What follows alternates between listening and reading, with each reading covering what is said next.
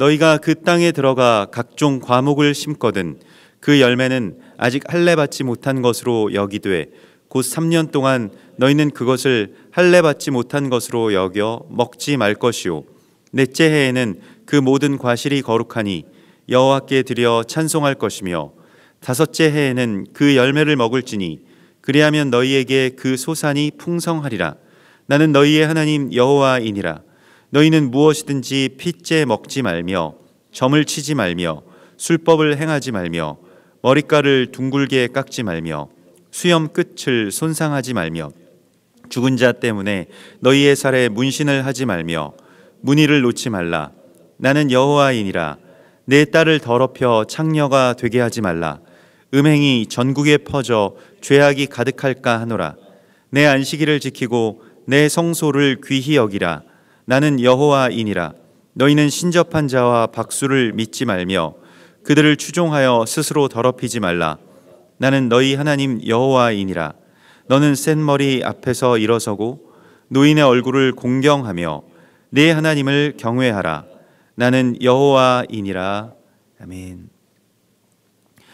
오늘도 주님께서 이 거룩에 대해서 이 케도심이라고 하는 주의 거룩이 우리 가운데 온전하게 임하시게 하기 위해서 우리의 삶 속에 스며드는 하나님의 말씀을 우리 가운데 주십니다. 그래서 먼저는 그 땅에 들어가서 그 경작할 때에 그 경작 가운데서 나오는 그 열매를 무턱대고 먹지 말고 할례 받지 못한 것으로 여겨서 그것을 먹지 말라라고 하는 그런 말씀을 주십니다.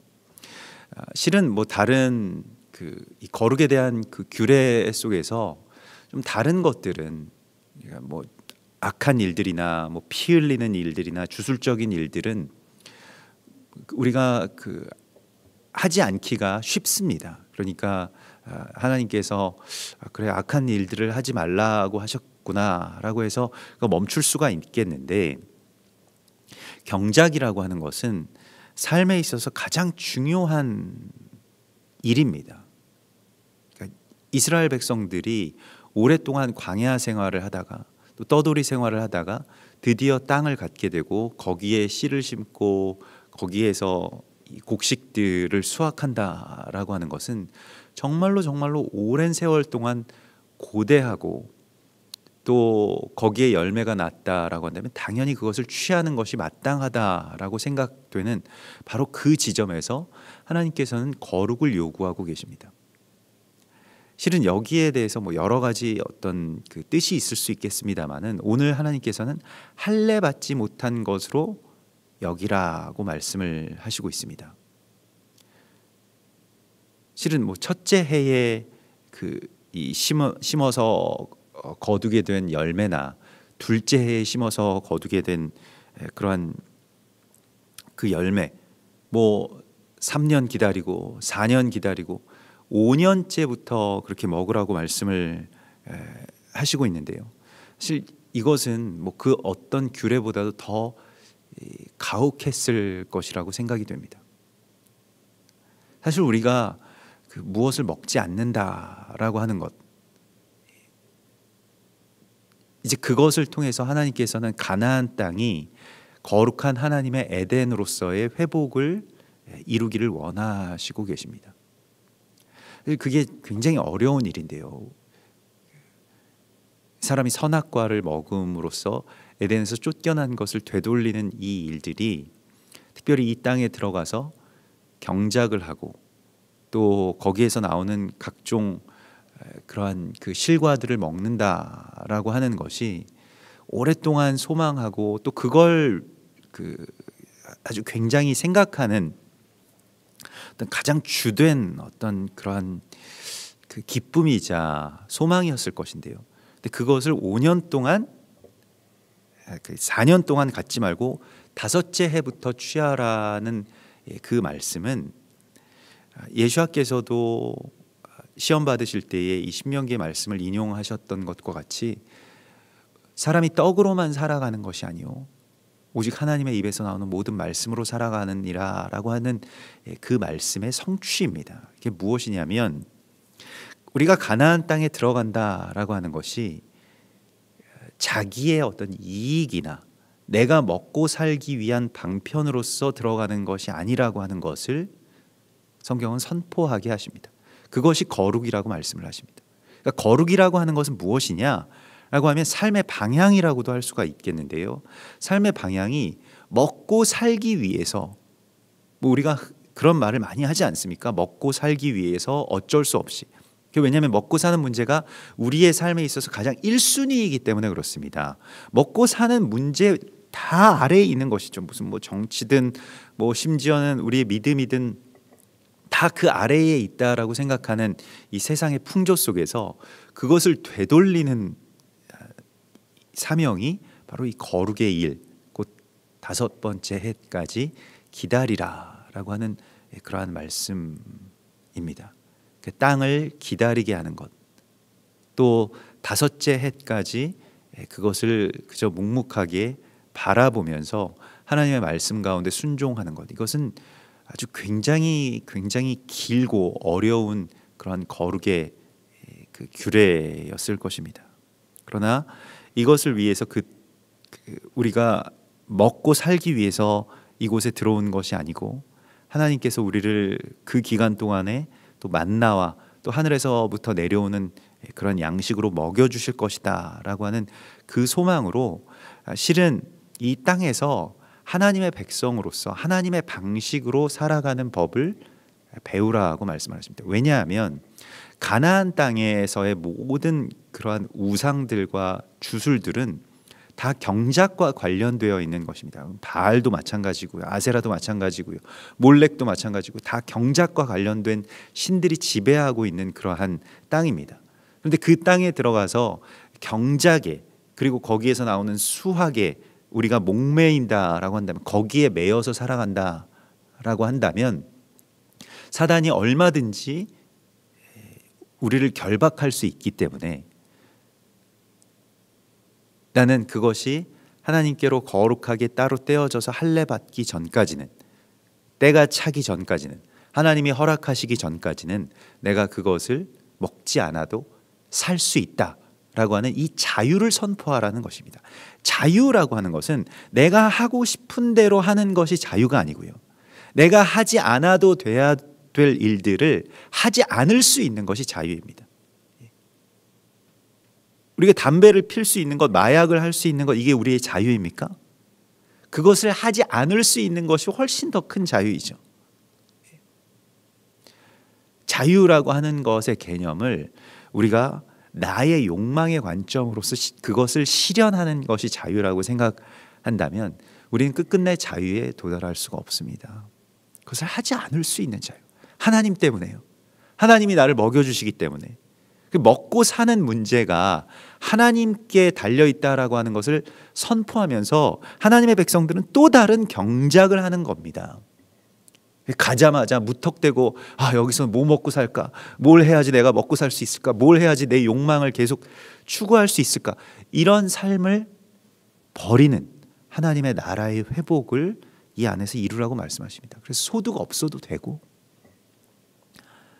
경작해서 먹고 사는 것에 묶여서 거짓된 신들에게 자기의 아이들을 갖다 바치고 피를 마시고 아세라상 앞에서 음행을 하는 그러한 일들 하지 않아도 되는 그러한 참된 자유의 백성으로서 그 땅에 들어가서 그것부터 행하는 것이에요. 그러니까 먹고 사는 것이 후순위로 밀려나게 된다라고 한다면 가장 중요한 일들을 할 수가 있을 것입니다. 그래서 주님께서는 이 선후 관계에서 우리가 이 세상에서 아주 오랜 역사, 뭐 인류의 역사겠죠. 역사 동안 계속해서 사람들이 묶여 있고 매여 있는 이 먹고 사는 문제, 또 거기에서 가장 연약해질 수밖에 없는 그러한 사람들에게 하나님의 백성으로서 살아가는 것, 거룩한 삶으로서 살아가는 그러한 방식을 하나님 보여주십니다. 그래서 너희는 염려하지 말라고 말씀을 하시잖아요. 들에 핀 백합화를 봐라. 공중에 나는 새를 봐라. 수고도 아니하고 길쌈도 아니한 하나님께서 먹여주시는데 그걸 실제의 하나님의 땅 가운데서 실현하는 것, 이것이 이스라엘 백성들에게 주어진 이 처음의 사역이었다는 것입니다. 그래서 거룩이라고 하는 것에 있어서 물론 과실을 그냥 단순히 먹지 않는다라고 하는 그러한 그 뜻을 더 넘어서서 하나님께서는 이제 그 땅을 믿음으로써 경작하고 기다리고 그 땅의 속성을 바꾸는 것이죠. 이 땅이 그냥 나에게 먹을 걸 주는 그러한 땅이 아니고 하나님의 거룩한 처소이고 하나님의 말씀과 계명이 실현되는 그러한 터전이다라고 하는 것을 선포하는 것, 그것이 먹고 사는 문제에 매이는 것보다 훨씬 더 앞에 있는 일이다라고 말씀을 하십니다. 이것을 이제 주님께서는 이 할례와 연결시켜서 우리 가운데 말씀하고 있고요. 할례는 구속사적으로 보면 전체적으로 예수와의 십자가의 피 흘림과 연결이 되어 있다라고 할 수가 있겠죠. 그래서 다시 그것을 우리의 삶 속에 적용시키자면 우리가 십자가를 지는 삶이라고 하는 것이 그냥 단순히 어떤 희생을 하고 헌신을 하고 감정적인 손해를 보고 하는 그러한 것을 포함해서 또한 우리가 우리의 안에 있는 어떤 근원적인 욕망, 먹고 사는 것에 대한 문제에 매여 있는 것을 우리의 삶에서 떼어내는 것, 아직 온전치 못한 그게 우리에게 있어서의 어떻게 보면 치부라고 할 수 있겠는데요. 사람이 다 그런 욕망이 있겠죠. 근데 그것이 내 안에서 그렇게 떼어내지는 그러한 그 거룩한 삶으로 하나님이 우리를 인도해 주십니다. 그래서 그 거룩한 것, 넷째 해에는 모든 과실이 거룩하니 여호와께 드려서 찬송하라. 그래서 거룩한 것은 또한 하나님께 먼저 드리게 되고요. 또 다섯째 해에 드디어 그 열매를 먹을지니 그리하면 그 소산이 풍성하리라라고 말씀을 하시면서 이것이 하나님의 경작법에 대해서 우리에게 말씀하십니다. 이것은 또한 우리의 삶 속에서도 여러 가지의 각도로 그 하나님의 풍성함의 어떤 그런 지혜로 우리가 이 말씀을 받을 수 있을 것입니다. 그래서 사람들의 세상에서 자신들의 삶을 경작하는 여러 가지 방식들이 있고 그것이 어떤 처세술로 아니면 어떤 경영 의 어떤 기법으로 우리 가운데 많이 제시됩니다만은 하나님께서는 우리에게 당신의 법과 지혜를 주십니다. 그 풍성의 법칙을 우리 가운데에 보여주시는데요. 다섯째 해에 먹으라라고 그렇게 말씀을 하시고 있죠. 그래서 그렇게 될 때 너희의 소산이 풍성하니라라고 말씀을 하십니다. 그러면서 또한 먹는 문제에 대해서 26절에서 무엇이든지 핏째 먹지 말며 점을 치지 말며 술법을 행하지 말라 이런 말씀을 주시죠. 그래서 이 고대 가나안 땅에 있었던 어떤 그런 그 주술적인 행위에서 그 먹는 것 관련된 것 가운데 그 도살하는 양이나 소의 피를 받아다가 그걸 이제 마치 최음제처럼 이제 먹고 음행을 하는 그러한 일들이 광범위하게 그 땅 가운데 퍼져 있었다고 합니다. 네, 주님께서는 그 핏째 먹지 말라, 피를 먹지 말라라고 하는 말씀을 주시면서 이 완전히 반대의 제사를 이제 가서 드리게 되는 것인데 하나님의 제사는 피를 그 성전에 있는 제단에 쏟아 부어내는 그런 전제의 제사입니다. 그런데 다른 바알의 제사와 아세라의 제사는 피를 모아서 사람이 마시게 되는 제사입니다. 이게 완전히 다른 지점인데요. 사실은 그 문화에 또 그러한 제사에 오랫동안 길들여져 있었던 사람들에게는 피를 안 마시면 그러면 우리는 어디서 힘을 얻냐 이런 생각을 하게 되었을 것입니다. 그러나 하나님께서는 그것을 다 성전 바닥에 뿌려버리고 부어버리고 너희는 거룩한 그리스도 예수와의 피, 그 거룩의 속성으로서 살아가라라고 그렇게 말씀을 하시죠. 이 피라고 하는 것은 육체적인 어떻게 보면 이 육체적인 속성 속에서 그것을 내 안에서 극대화하는 것이고요. 또 피를 마신다라고 하는 그 행위 자체가 비유적으로서 이 구약에서 계속해서 다른 사람들을 압제하고 공의를 파괴하고 자기 힘과 또 권력과 재산으로 계속해서 그 타인의 이 어려움들을 담보로 또 그 어려움들을 취해서 자기의 이익을 도모하는 그러한 일들. 그래서 뭐 나봇의 포도원 사건과 같이 아합 왕이 그냥 그걸 그 땅이 탐난다고 그걸 빼앗아 버리지 않습니까? 자기 권력으로 말미암아 이제 그러한 일들이 피를 마시는 행위와 연결되어서 우리 가운데에 그렇게 말씀이 됩니다. 그래서 그 피를 먹지 말라라고 하는 말씀, 오늘 여기에서는 이제 점을 치는 어떤 주술과 술법과 연결돼서 이 성경에서 우리가 뭐 지난주에 지난번에 나누었던 것과 같이 그 도살하는 것, 그 모든 도살의 지점들을 거룩한 제사의 시간으로 바꾸라고 주님께서 말씀을 하신 것과 마찬가지로 도살 가운데서 나오는 그 피를 하나님의 거룩한 것으로 올려드리라라고 말씀을 하십니다. 그래서 이것도 역시 무엇을 먹지 않는 그러한 일들을 통해서 자유를 선포하고 또 하나님의 나라를 선포하는 그 에덴의 회복에 대한 말씀이 바로 오늘 이 케도심의 말씀 속에 있습니다. 그리고 27절에서는 머리카락을 둥글게 깎지 말며 수염 끝을 손상치 말라라고 말씀을 하시는데요. 이 머리카락을 둥글게 깎지 않는다라고 하는 것에 대해서 오늘날에도 유대인들 이제 보면 뭐 아이들도 이 구렛나루를 이렇게 길러서 이렇게 계속해서 길러서 이걸 나선형 모양의 뭐 야곱의 사다리 모양이기도 하고 우주 전체의 모습이라고도 하는데 그 나선형 모양으로 이걸 그렇게 꼬아서 다니는 그 유대인 아이들을 뭐 어른들도 마찬가지고 쉽게 볼 수 있는데 이게 바로 이 말씀에서 근거한 머리카락을 둥글게 깎지 말라라고 하는 이 말씀에 근거한 이야기입니다. 실은 이제 머리라고 하는 것이 성경에서는 하나님의 권위에 대한 그러한 선포가 되죠. 그래서 하나님의 권위를 이제 보통 머리 혹은 머리 위에 놓여진 뭐 머리카락이나 또 그 위에 쓴 뭐 모자로서 그렇게 선언되기도 합니다.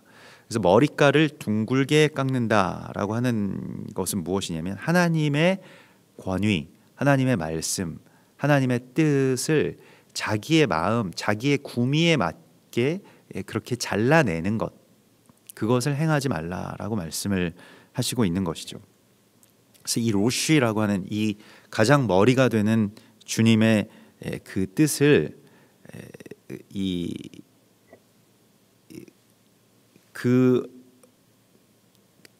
뭐 아주 사소한 것들이라고 할지라도 여기서 머리카라고 할 때 이 페아 로쉬 이렇게 하는데 이 페아라고 하는 것은 이제 어떻게 보면 그 구석을 말합니다. 그러니까 뭐 측면 혹은 구석 뭐 이런 것을 말하는데 이제 그걸 우리가 내 뜻대로 이 정도는 그냥 해도 되겠지, 내 생각대로 해도 되겠지, 뭐 피 조금만 마셔도 괜찮겠지, 뭐 이런 것들입니다.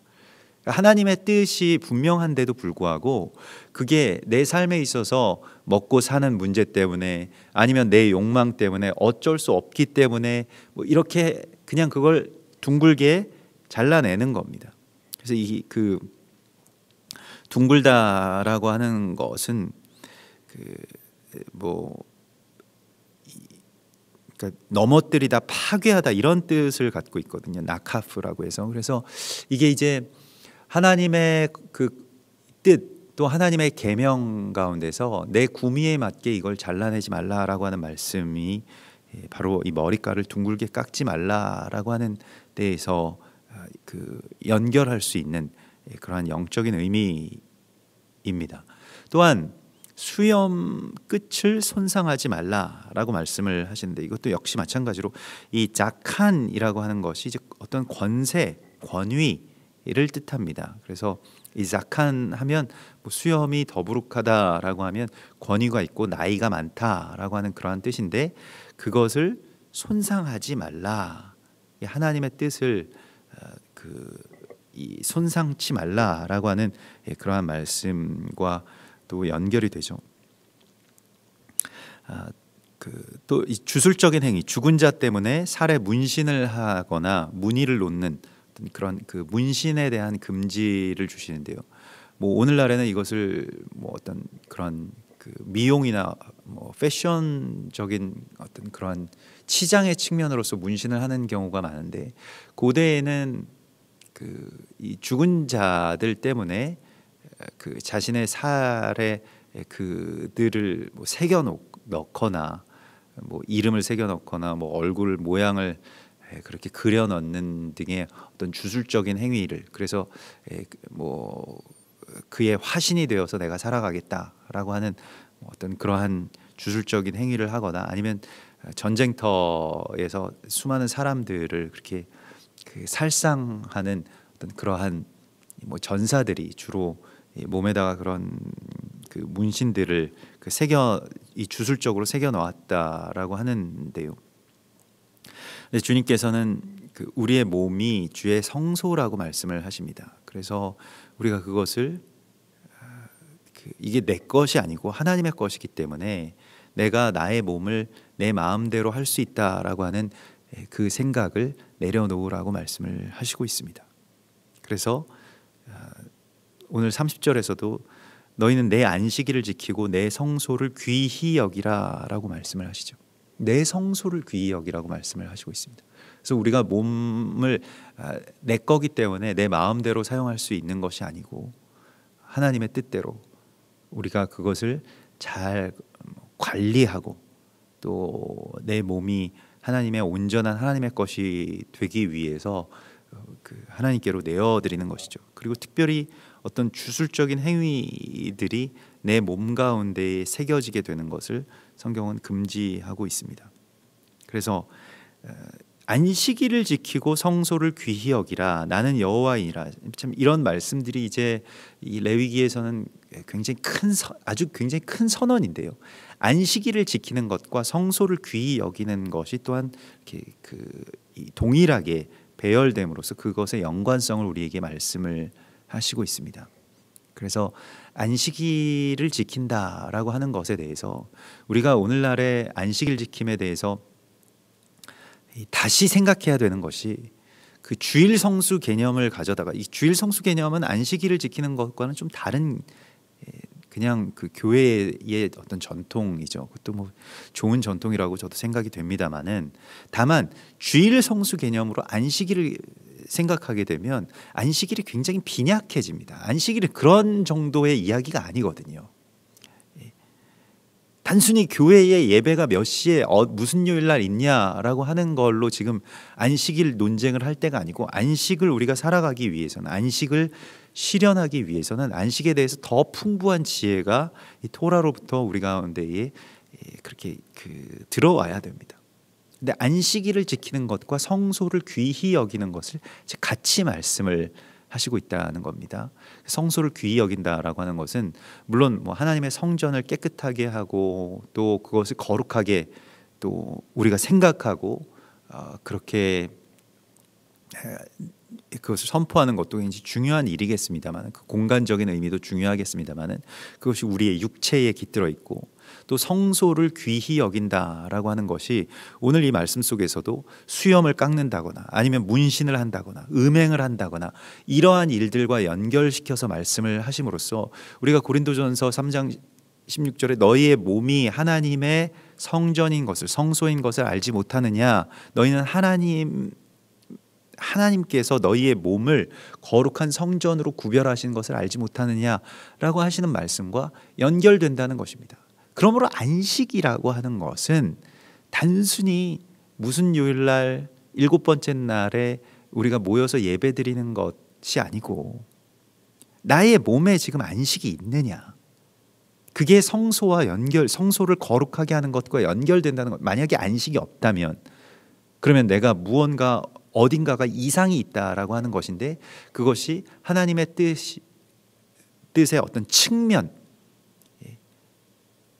그러한 머리카라든가 아니면 말단, 어떤 수염의 끝을 손상시키는 것과 같은 일이다라고 하는 것을 아주 유기적인 몸의 모습과 또 거룩과 성소와 안식일과의 그런 연결로서 우리 가운데 말씀하시고 있습니다.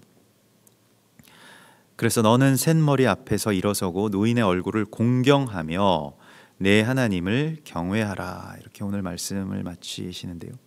사실 거룩에 대해서 우리가 부모를 공경하라라고 하는 그 말씀이 가장 첫 번째의 거룩의 선포, 케도심의 선포라고 하는 것을 우리가 첫째 날 나누었죠. 그런데 너는 이 백발의 이 샌머리 앞에서 일어서라, 그리고 노인의 얼굴을 공경하며 하나님을 경외하라. 그러니까 노인의 얼굴을 공경하는 것과 하나님을 경외하는 것을 이제 같이 또 연결시켜서 말씀을 하시죠. 그래서 이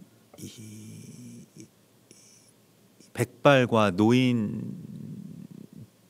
높이는 그 일이 하나님을 경외하는 것과 연결된다라고 하는, 이것이 예배라고 말씀을 하십니다. 하나님을 예배하는 것이라고 말씀을 하십니다. 오늘날에는 점점 이제 이 자본주의 시대에서는 생산 활동에 참여할 수 없고 또 무언가 자기 힘으로 많은 일들을 할 수 없는 사람들, 특별히 이런 노인들을 가치 없다라고 여기는 이런 세상 속에서 우리가 살아가고 있습니다. 점점 이제 사회는 노령화가 되고 있고요. 이분들의 가치가 무엇이냐라고 했을 때 이 세상의 가치, 이 먹고 사는 문제를 가장 머리에 둔 이 세상에서의 가치에서는 그러한 노인들이 아무런 역할이 없는 거예요. 그냥 정말로 공원에서 하염없이 서성대는 것 외에는 아무런 역할이 주어지지 않는 겁니다. 역할이 주어지지 않기 때문에 살아갈 의미도 그렇게 퇴색해버리죠. 이 거룩이 무너진 세상 속에서 우리가 살아가고 있고, 그것이 가장 극단적으로 일어나고 있는 나라가 바로 대한민국이죠. 노인 자살률이 전 세계 1위이기 때문에 아주 압도적인 1위입니다. 노인들이 얼마 남지 않은 그 생애를 포기한다라고 하는 것은 이건 또 다른 문제입니다. 이건 사회적인 어떤 공동 살인이라고도 볼 수가 있겠는데요. 근데 이것이 왜 이런 일들이 일어나게 되느냐? 우리가 어디에 가치를 두고 살아가고 있고, 노인들이 정말 큰 사명이 있는 거예요. 그 기도의 사명이라고 하는 것이요. 또 그 오랜 세월 동안 축적된 어떤 그런 경험 안에서 하나님 앞에 기도하고, 또 그리고 하나님의 마음으로 축복하고요. 이제는 그런 모든 것에서 다 물러나서, 그것은 안식의 사람만이 할 수 있는 그 위대한 사명들이 있는데, 그것을 교회에서나 세상에서 제대로 제시하지 못했다는 것입니다. 노인이 아무것도 안 하는 것 같아도 그분이 당신께서 살아계신 그것 하나만으로 굉장히 많은 일들을 하고 있었다라고 하는 것을 우리가 그분들이 떠나신 그 빈자리를 보면 알 수가 있습니다. 우리 교회도 지난주에 이렇게 이 장례를 치렀고요. 그래서 돌아가신 고인께서도 좀 몇 년간 이제 좀 치매로 이렇게 고생을 하셨다라고 하시는데, 저도 할머니가 돌아가시기 전에 몇 년 동안 꽤 길게 치매를 이렇게 알아오셨습니다만은, 그래서 때로는 불편하기도 하고, 때로는 저도 어릴 때였으니까 좀 곤욕스럽기도 하고 또 이해가 되지 않기도 하는 그런 많은 행동들을 하실 때도 있었습니다만은, 나중에 이 장래의 시간 속에서나 또 떠나시고 나서 이렇게 생각해 보면, 우리를 위해서 또 교회를 위해서 정말 오랫동안 또 그 안에서의 어떤 영은 계속해서 기도해 오셨구나라고 하는 것에서 아주 깊은 어떤 그리움도 느껴지고 또 깊은 어떤 감사함도 그렇게 깨닫게 되었는데요. 사실 우리가 이 세상을 살아가면서 먹고 사는 문제가 가장 귀하다라고 한다면 노인들이 쓸데없는, 필요 없는 그러한 그 이상한 세계를 만들어 놓을 것입니다. 우리가 지금 만들어 놓은 이 나라가 그렇습니다. 그러나 하나님께서는 노인 앞에서 일어서고 노인을 공경하는 것이 나 여호와를 경외하는 것과 같은 일이다 라고 말씀을 하십니다. 그것이 너희의 안식이고 그것이 너희의 소산이고 그것이 너희의 열매라고 말씀을 하십니다. 그래서 우리가 그들 앞에 일어서고 공경하는 것을 통해서 하나님을 예배하는 그러한 예배의 길로 나오라고 말씀을 하십니다. 예배가 종교적인 자리에 머문다라고 한다면 그것은 일종의 주술과 다름이 없을 것입니다. 그러나 하나님께서는 이것을 우리의 일상의 삶 속에서 우리 앞에 있는, 우리 주변에 있는, 우리가 그냥 지나쳐 버렸던 노인들 앞에 일어서고 또 공경하고 머리를 숙이는 이 일들을 통해서 예배하라고 말씀을 하십니다. 오늘날의 개인주의 또 오늘날의 실용주의 속에서 사람들은 저마다 자기들이 가장 뛰어나고 가장 지혜롭고, 그리고 특별히 노인들은 그러한 모든 것에서 뒤처진 사람들이다라고 생각하는 그러한 풍조 속에 우리가 말려 들어와 있습니다. 이것에서 빠져나와서 그들 앞에서 일어서고 또 귀를 기울이고 또 하나님을 경외하는 것과 같은 그러한 예배가 그 삶의 자리 속에서 실현되는 것, 그것이 하나님의 나라의 거룩한 삶이라고 주께서 말씀하시고 있습니다. 우리 같이 기도하겠습니다. 하늘에 계신 우리 아버지시여, 이름이 거룩히 여김을 받으시오며 나라의 임하옵시며 뜻이 하늘에서 이룬 것 같이 땅에서도 이루어지이다. 오늘날 우리에게 일용할 양식을 주옵시고 우리가 우리에게 죄 지은 자를 사하여 준 것 같이 우리 죄를 사하여 주옵시고 우리를 시험에 들게 하지 마옵시고 다만 악에서 구하옵소서. 대개 나라와 권세와 영광이 아버지께 영원히 있사옵나이다. 아멘.